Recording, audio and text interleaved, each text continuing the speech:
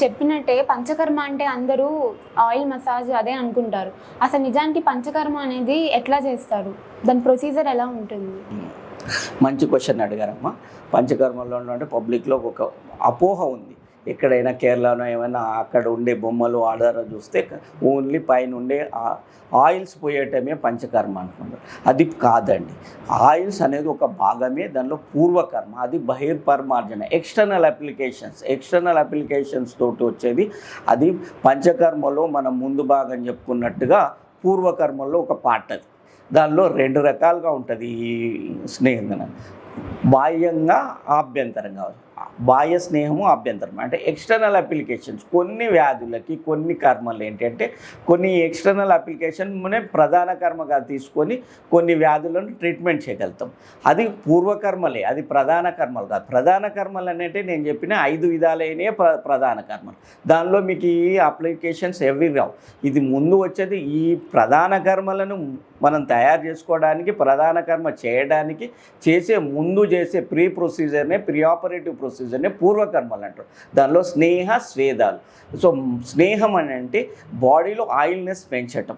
So external కానీ internal కానీ. కొన్నిసార్లు మీ వమనం చేయించడానికి మేము కొన్ని రోజులు వాళ్ళకి 3 రోజులు కానీ 5 రోజులు కానీ ఒక 7 రోజులు కానీ వాళ్ళకి లోపలికి ఇంటర్నల్గా స్నేహం అంటే ఆయిల్ ఆర్ లేకుంటే మనం మెడికేటెడ్ ఘృతం ఆర్ ఘీ ఇస్తాం.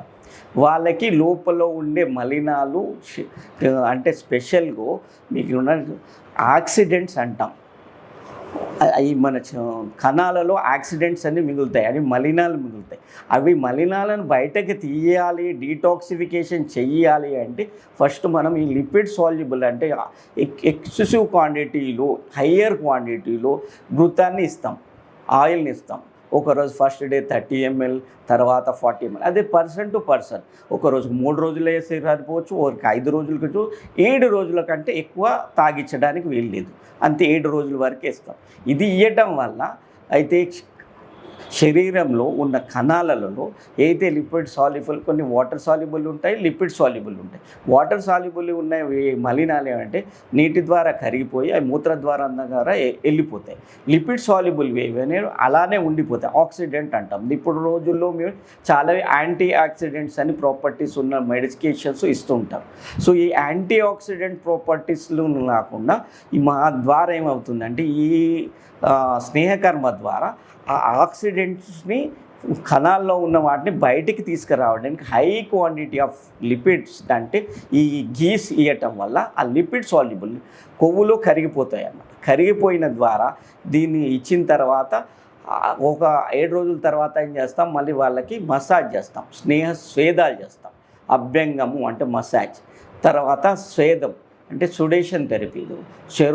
శరీరంలో స్వేదాన్ని అంటే స్వెట్ని బయటకు రావడానికి చేసే ప్రక్రియనే స్వేదకర్మ అంటారు.